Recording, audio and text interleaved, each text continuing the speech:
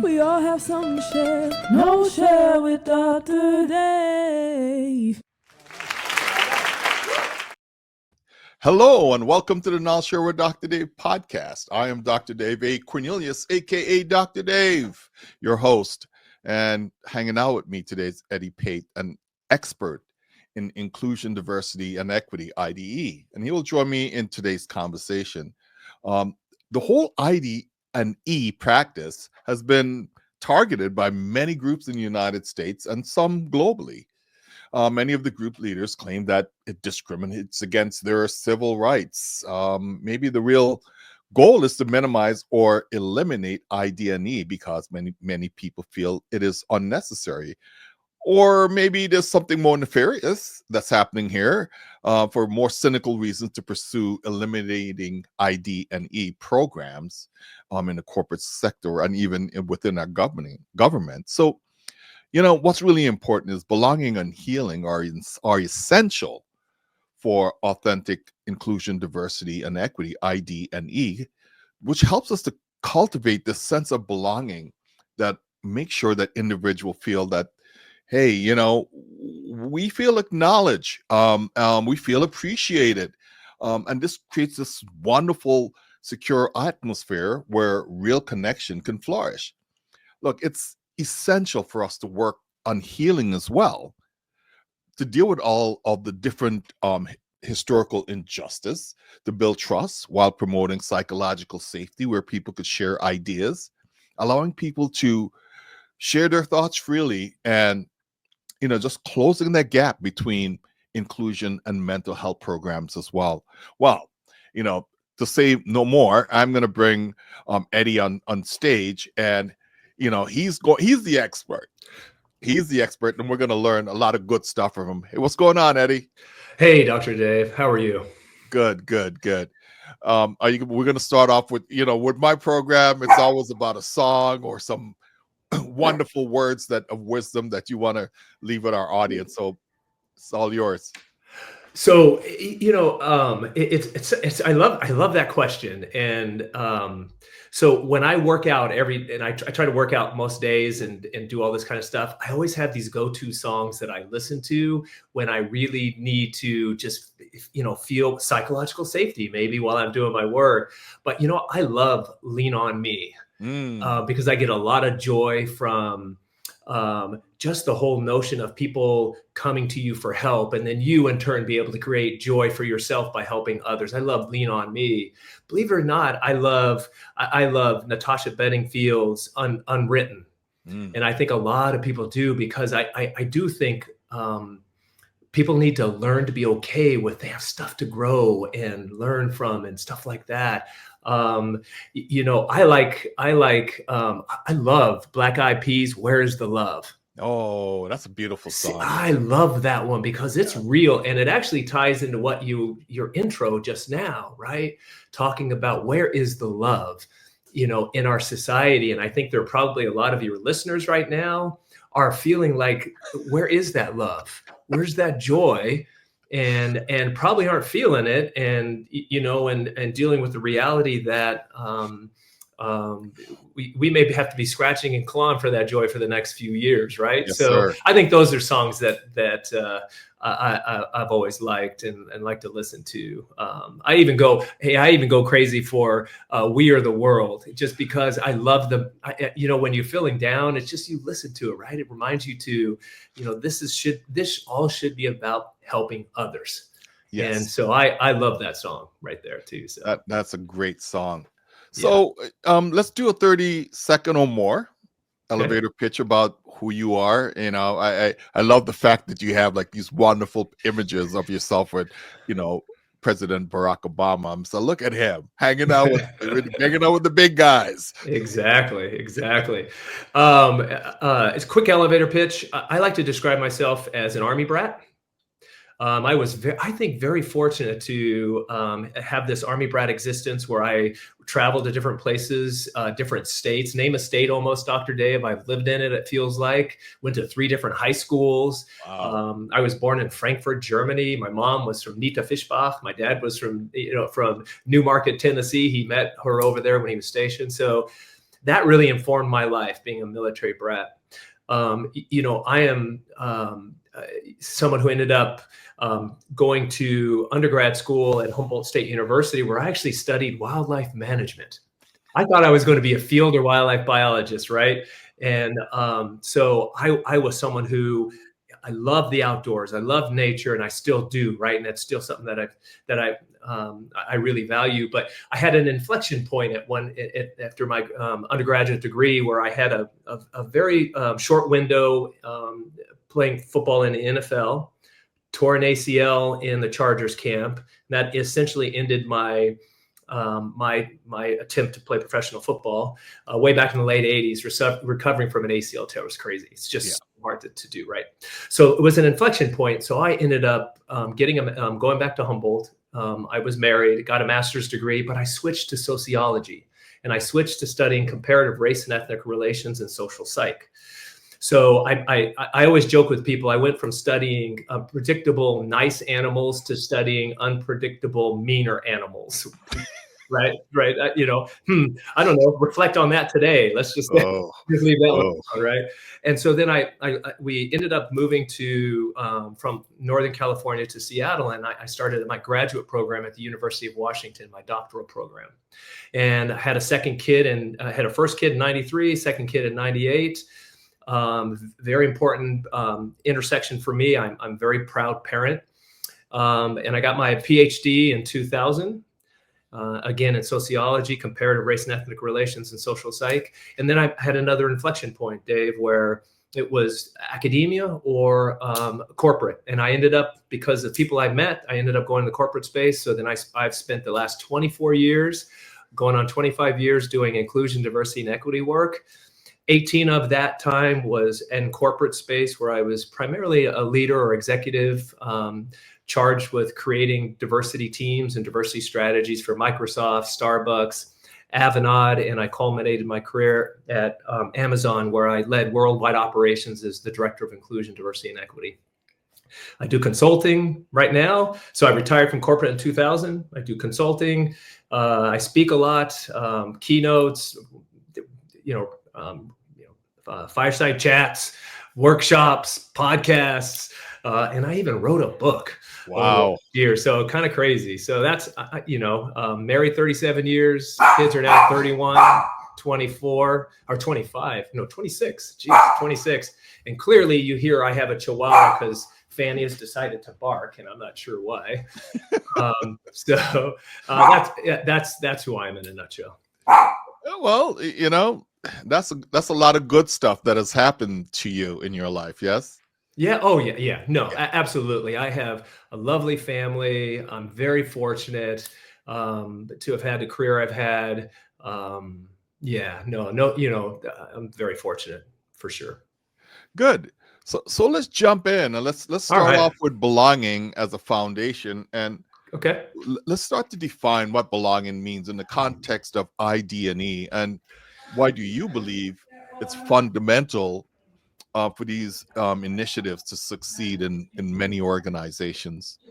Yeah, and I love that question. And so what I'm going to do is start with just a little context. And I think in order to understand what belonging is, you have to understand that belonging and inclusion are not the same thing, right? And I think that's important for your audience to understand. Yeah. Inclusion involves efforts and behaviors that can be, fostered by an organization, right? And their activities, their events. It's how do you create structures, processes, and policies that create an inclusive, welcoming, and equitable workplace, right? That's inclusion. Belonging is how people feel in a nutshell, right? It's like, do we feel connected and tied to one another, our families, our culture, our country, our world? So do you feel like you belong to something bigger than yourself? But here's the important definition I want your listeners to understand. Belonging means you authentically feel you have a voice and are heard, right? That's critical. You have a voice and that you're heard, and that you can have, and it's not that you are heard, but that you have an opportunity to impact in a positive way the success of a company. So the imagery I like to think about is, we used to talk about, picture a conference table with a bunch of chairs. We used to say, oh, do you have a seat at the table? If you have a seat at the table, you've made it. No, it's not. You've got to be heard. And it's not even that. Do you have impact on the strategy of the company? Do you control budget? Are you able to hire people? Are people implementing your ideas? That kind of thing. Do you feel like you're respected? Do do you hear others support you and stand up for you? Can you really feel like you have a meaningful impact every day? That's what belonging is. It's a feeling, and it's all based off of a lot of these things I've talked about. And then the second part of your question, how is this fundamental to the success of an organization? When people feel like they belong, they stay, right? You have higher retention rates. They are more engaged. They are more likely to recommend your company and other potential employees, right? You will create employees who feel like they belong will create more positive brand for your organization. They'll be positive. They'll be proud to wear shirts. They'll push people to as your company as a place to start a career. But here is, I think, the clear connection I want your folks to understand. The more you have inclusive workplaces where people feel like they belong, your chances of being successful with your customer base, with your return on investment, with higher competitive advantage globally, is all what you're going to receive when you have an organization filled with people who feel like they belong. Put it simple, and quite frankly, besides the business case piece of it, you know what it really is? It's just the right thing to do. Yeah. Why would we not want to create workplace environments where people feel like they love what they do, they have an amazing experience, they're contributing, they're engaging with a diverse set of individuals and humans and good human beings, and they're valued for being a good human being? It's just the right thing to do. So I think that's how I think about belonging and what's the value that it brings and why it's so important. It's a business case. The more people feel like they belong, the more successful your company is going to be. I'll put it out there. I've seen it. Oh, without a doubt. And, Harvard Business Review did some research about that in terms of belonging and just retention of top quality people within the organization and why they stay and how that impact the bottom line, going forward and also with customers. And, when I think of, I like to put, I love Ubuntu, which is the principle that I use a lot in many things that I do. And the way I think of Ubuntu is that I see you, I value you, and I welcome you. That's belonging also in that context. I love that. And when we talked before this, I love the Ubuntu. I mean, I think that is something I'm going to steal that, right? And I'm going to start using it in my presentation. Can I have it? All right. And I'll give you credit. I'll give you a little bit of credit. I think what's really important too is healing, right? Here's the thing, everyone thinks that ID&E works without healing. I think healing is an essential part of any relationship, right? Whether it's forgiveness, whether it's, doing different type of activities to enable belonging to take place. So let's talk about healing as a key aspect to enable ID&E, and then talk about how organizations could foster healing for employees who have really experience exclusion or discrimination in the workplace, because it's there, Right. It's a reality. Yeah, it's what people face every day. Again, so I really think one of the, like in your introduction, you talked about DE&I being under attack, or ID&E as I say it, right? Yeah. ID&E is under attack. It's actually been co-opted and it's been stolen and reframed to push an agenda.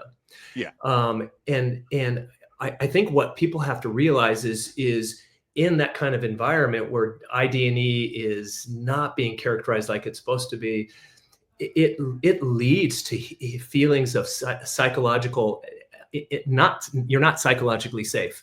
You are missing the healing aspects of what ID&E is, like we just talked about. When you feel like you belong, you can't help but feel like some of these past injustices are mending and healing. So I think the connection is just one-to-one.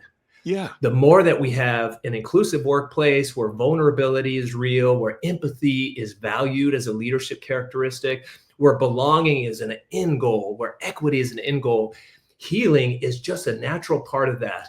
And I think there's nothing better to heal historical injustices that underestimated populations have faced. And I say underestimated as opposed to underrepresented. And we can talk about that if you want to. Yeah. But underestimated populations, whether you're talking about women or LGBTQ, Black and brown people, veterans, people with disabilities, right? Any of the ways that you define diversity, right?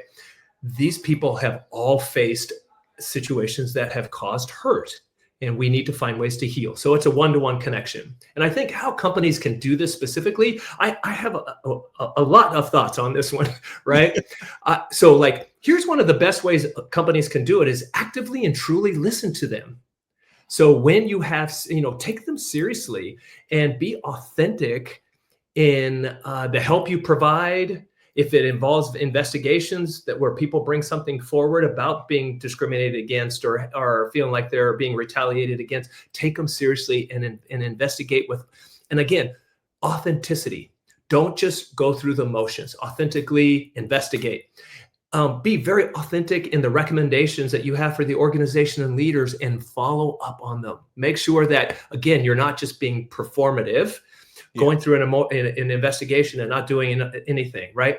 Take them seriously and listen to them. That's one. And quite frankly, by creating the kind of workplace environment and culture that thrives on leaders that are welcoming, inclusive, empathetic, compassionate, all stuff that this floats your boat, right? This is what Dr. Dave is about, right? Empathy, compassion, culturally competent. In other words, really emphasize inclusive leadership as a real method of driving success in your organization. So make that real. Create workplaces where if you're vulnerable and empathetic, you are going to be successful and valued, right? I think you'll always hear me say that you can't just do the social identity aspects of the work. You can't just do the diversity work. You bring people in and you recognize different groups and all this kind of stuff. You have got to create structures, processes, mechanisms, activities, programs that clearly show they are seen and heard. So if you have someone who feels like they hurt and they're not being seen and they don't feel welcomed, you have got to create mechanisms and tools that show that they are valued, that they are relished as employees, and that they are important.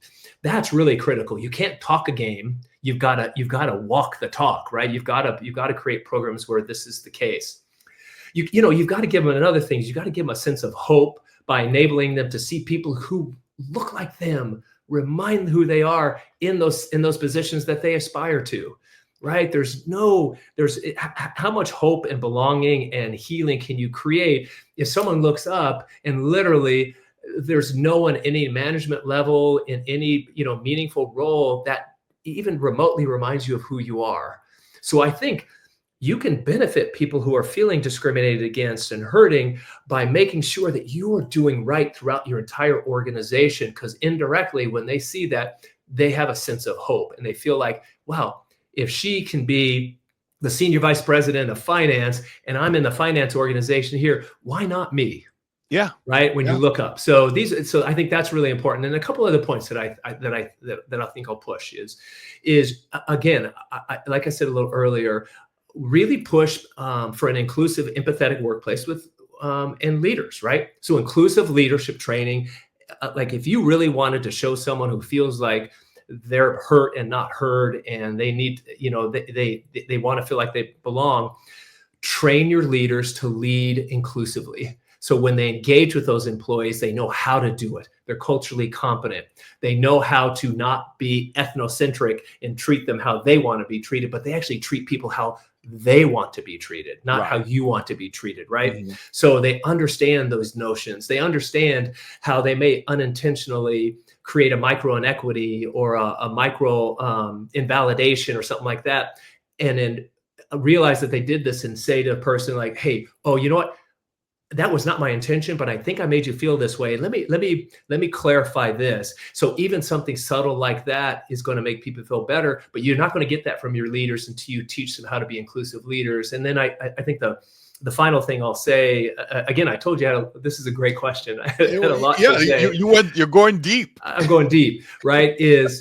I think you have to make your organizations, your structures, your process, your mechanisms truly inclusive, right? So that healing comes from more than simple interaction, right? It's not going to do that. It's got to come from your promotion policies, how you hire, who you use on your interview loops, the visibility you create for people in your organizations, how do you set up moments of learning for leaders and managers that show the value of all the underestimated groups in your organization. So all those things are built into the structures and processes of your organization. And that's where the proof's in the pudding, right? Because that's how it's sustainable. And it's not tied to a leader who may leave for another company and be replaced by someone who may not be an inclusive leader. But the saving grace will be those structures, those processes, those policies that are baked with inclusivity and lead to senses of belonging. And I think those are probably more than you want, but I think those are good things that organizations can do, and they'll be really effective. Well, no, I think it's important because what you're really talking about is baking things in so it's part of your culture. Yes. Right. Part of your values, your beliefs, yes. right? Yes. A lot of the ceremonies that you will participate in. That makes it sustainable. Yeah, that's the sustainable aspect. It is. And you often hear in our work, the efforts are tied to heroes. Like Dr. Dave is the hero, and he's going to make sure that all this stuff is working well and everything. And if Dr. Dave happens to get sick or leave or do something, then you're counting on a hero. Yeah. And you don't always get them. But if you have structures that are in place, that are measurable, and that you're being held accountable for, then the leaders snap to that, right? As opposed to the other way around. Yeah.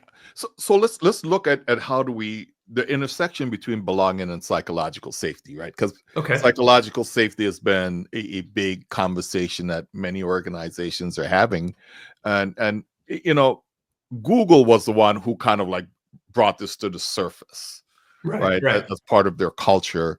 I forgot. I don't know why I'm spacing on the author who actually did the research that brought this out, and start to talk about how do we create this wonderful space of belonging where it's okay for people to share ideas without being afraid, right?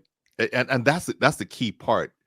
And when you talk about underestimated communities or individuals, it's that fear of being able to allow their voices to be heard so they can be seen and feel welcome in the process. Let's talk about that and how that helps us sustain ID&E as a practice or program. So how you create the connections. How do you right. So and then just to be clear about it. So again, this is another one of these. We have 2 hours, right? No, okay. All right, we can always do part 2. Yeah, we can always do part 2 because I think I love this. So the intersection between belonging and social psychological safety, right? How do you create this? So so a lot of ways, and some of it's going to be repeated from what I just said a moment ago. I think the way to think about this is if you want to create this connection between belonging and psychological safety, I think leaders have to learn to model inclusive and welcoming behaviors, right? So when you start thinking about that connection between psychological safety and belonging, if your leaders are not creating environments where people feel psychologically safe, they are not going to feel like they belong. They're not going to feel like there's a connection or tie to the organization, right? And I think another very practical way that organizations can create this kind of sense and this connection between belonging and psychological safety is leaders need to be aware of, as I describe, who's in your kitchen. Yeah. So what I mean by that, and this was something that was actually originated, Martin Luther King Jr. did it back in the civil rights days where he talked about, who's in his kitchen, as he thought about who was surrounding him as he was trying to do right for civil rights. And did he have the right voices? Did he have the right people in his ear? Did he have people who are going to challenge him? So you translate who's in your kitchen in the corporate space. Who am I surrounding myself with to make sure that I'm getting culturally specific and relevant information? I'm hearing different voices.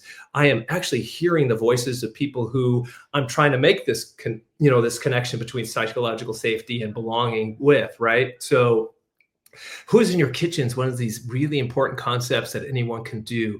Are you as a leader being really intentional in creating visibility for your underestimated employees, right? So are you really working to make sure that they are seen and heard? Are you working on cultural competence, right? So our leaders working on cultural competence are in terms of making sure their own understanding of who's on their team and the different cultures and backgrounds, and maybe the cultures and backgrounds of their customers. Are they really creating that? Because that, believe it or not, in those moments when you have engagements and interactions, leaders will create those moments where psychological safety and belonging are mirrored and they're tied together, right? And I think that's a really important piece of it as well. So I think it's and you mentioned this, how do you create speak up cultures? Yeah. I think we even step back from that. Just recognize that you have to create a speak up culture, right? And that's important for you to have an organization where everyone in your organization feels like that their voice would matter if they say something, and that actually you're encouraged to say something regardless of your level. So if you're sitting in a meeting and it's a mixed meeting of levels where you have people who are entry level, warehouse folks with VPs sitting in the room, or even your CEO, I want every single person in that room to feel empowered to be able to say something and not have the psychological safety issue of whether people would discard what they say, discount what they say, retaliate, belittle them, that kind of stuff, that they would actually value them for the perspectives that they bring. And, speak up cultures are created by, again, focusing on inclusive leadership. It's by modeling the right behaviors and people seeing this. It is actually finding ways to call people in or call people out in the right moments when people aren't creating speak up cultures, right? So if you're sitting in a meeting, for example, and this one woman keeps getting cut off by, let's say Dr. Dave keeps cutting off Linda, and I see this and I'll say, hey, Dr. Dave, hold on a second. I want to hear what Linda is saying, because it's really valuable and you'll have a chance to speak up, and I want her to do that. So in that very moment, everyone is seeing you create a speak up culture, practicing inclusive behaviors, and they may even model that in the next meeting, and then someone else might model that in another meeting, and someone else may model that in another meeting, and soon you have a culture shift where people are speaking up for women who often get cut off, as the research says. So that creates a speak up culture. That makes people feel psychologically safe and connected, right? A couple more things that I'll think about, and then I'll pause. Lead with your ears. Have you heard that expression? Yeah. Lead with your ears. Be an active listener, right? Be vulnerable. Be open. And here's one that maybe your listeners haven't heard about before, and I like to talk about it. There's this book that talks about the American dilemma, and what I've taken from that is this notion of having a dilemma. So if you are a leader in an organization, or just anyone in an organization, where you see a situation where the outcomes for individuals, how they feel, how they're being treated, and this doesn't have to be an organization, this can be a country, and this is what the book was written about, is a whole notion of are people, is the country living up to its creed and its credo to make everyone be successful if you work hard, and everyone's valued part of society? Same thing with organization, right? Are you a valued part of an organization where you have say? I want everyone on this call to wake up with a dilemma when these things aren't true for your organization. So if they're not true, that people are they're able to be successful and grow their careers and have the kinds of jobs they want, have the kinds of exciting visibility they get, because that's what your company says everyone should have, but they're not living up to it. What are you doing to make sure your company's living up to its creed, its values, its mission, and creating that opportunity for people? So have a dilemma is something that I think that I would want your listeners to think about. So I hope that's where you were hoping the direction of the question went. It goes in whatever direction it needs to. And there's a saying about when you talk about speak up culture, there's a reason why we have 2 ears and 1 mouth, right? Right. To listen more. Absolutely. Yeah. And So, it's critical. Yeah, it is. So let's talk about measuring success. Right? Okay. Because, we put these programs in place and we're hoping for change, and we're planning for change is what I would say, hope and plan, right? Right. Planning for change. So what type of metrics or KPIs you would see or recommend to really measure the effectiveness of belonging and healing Right. as you go through the ID&E strategy itself, and you try to implement that? And I know this is a big kind of like, Right. Context, but for me, you should have no more than 4 to 7 metrics. Anything more than that is too much, right? Right. So Yeah. around something in that neighborhood, if you could bring up 4 or 7 metrics, that we could think about belonging and healing and how that's really impacting your ID&E strategy. Right. No, absolutely. And so, so I'll give you several kind of ways to think about it, and then also maybe ways to implement it and to think about it. So a couple things with, people often think like, can we measure inclusion? Can we measure belonging? Can we measure these? Absolutely. And so what I would say to your audience is think of it 2 ways. There are quantitative measures and there are qualitative measures. And don't let anyone tell you that qualitative measures are not as viable and effective and fruitful as quantitative measures. So speaking of some quantitative measures to start with, engagement scores. So a lot of companies are doing employee satisfaction scores or engagement scores or those kinds of things. So the way that I think you make it work for this whole notion of belonging and inclusion and whether you're really actually delivering an equitable environment like you want, you've got to intersect them. So in other words, don't just have an engagement score for all my employees. Wow, look how satisfied my employees are. This is so great. We're 9.2 out of 10, and that's our engagement score. What you need to do is disaggregate that. Let's look at women. Let's look at Black women, white women, Asian women, Indigenous women, Latinos. Let's look at men broken down by race. Let's look at tenure. So let's say Black women who have been in the organization for 6 months, who are working in the field versus HQ, who work nights. Is their engagement score the same as all women, right? And what you're going to find is variation in there. So one of the ways that I would encourage the audience to think about metrics is use true intersections so that you're not using a shotgun scattershot approach to the work.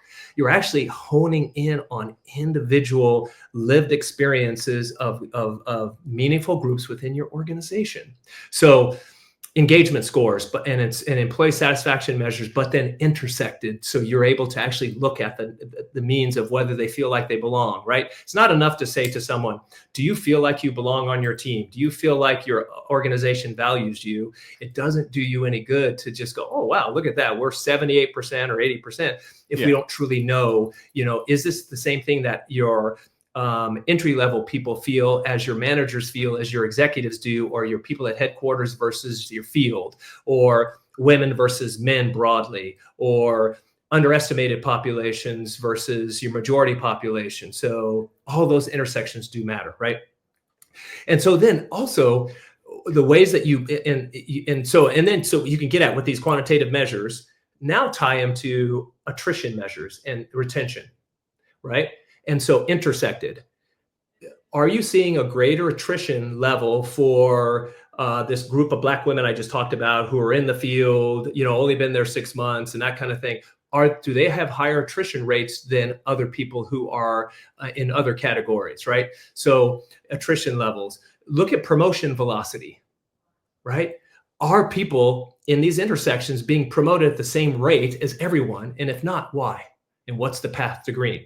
Right. So look at overall promotion numbers. Look at one of the metrics can be who are part of your high potential programs, who are being trained to be your next set of managers. So that would be actually a very strong measure of inclusion, and it would be a very strong measure of belonging. So the bottom line is people are always looking for something that you can measure that, oh, it's so different.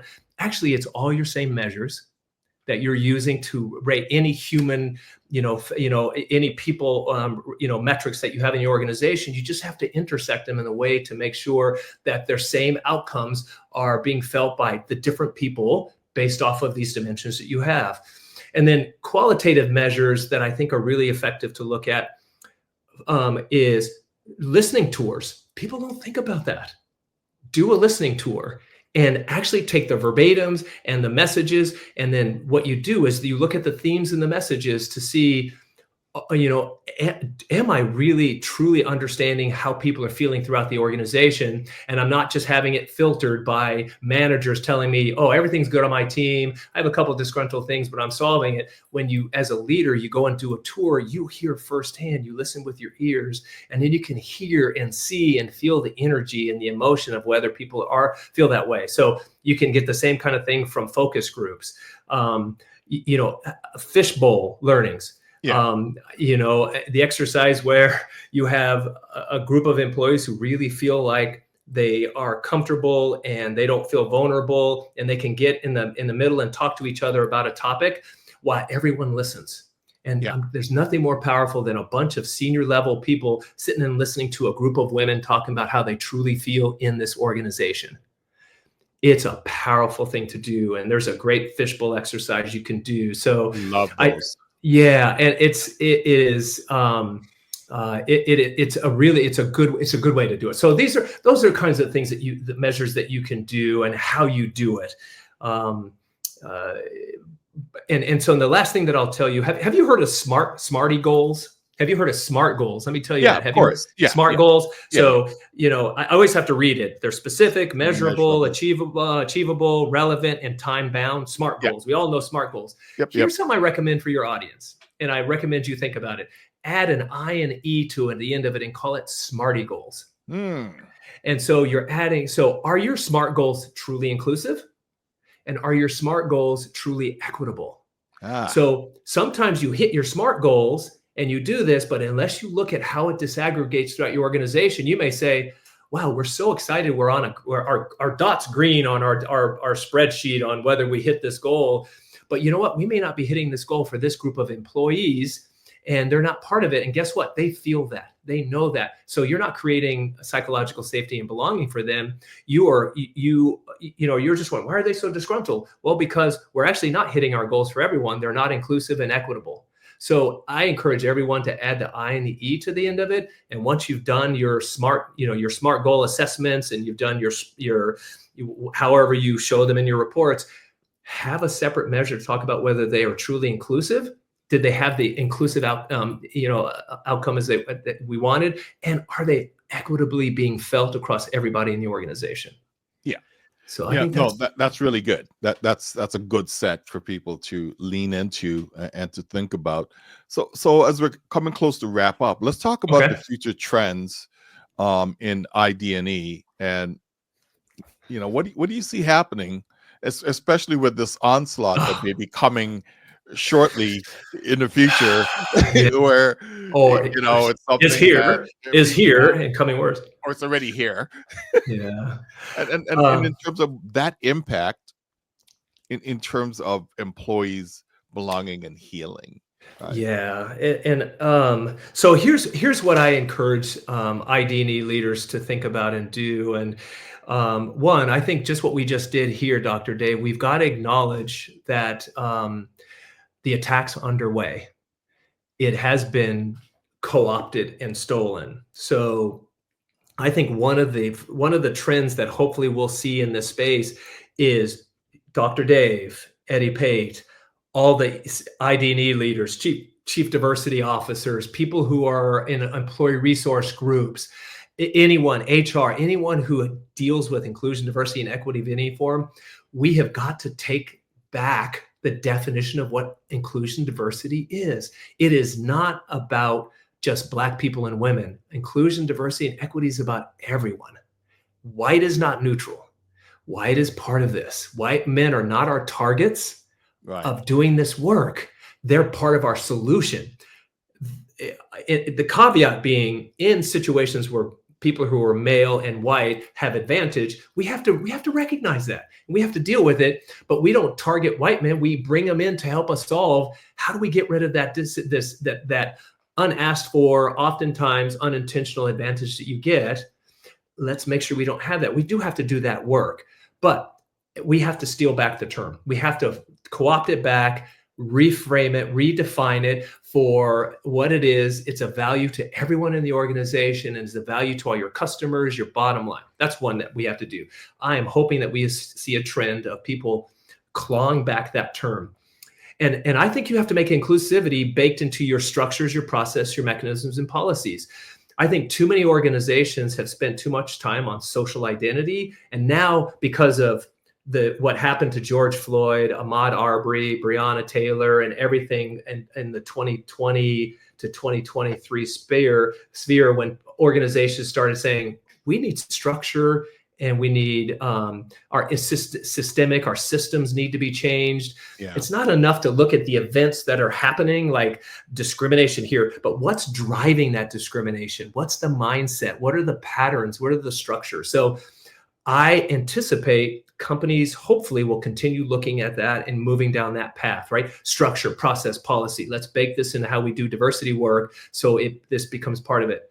I think making psychological safety, belonging, vulnerability, something we talk about. Healing. And we have in healing, yes. We have intentional programs, structures that proudly make healing a center focus point of what we do, makes vulnerability a focus point of what we do, makes psychological safety a defined thing we do.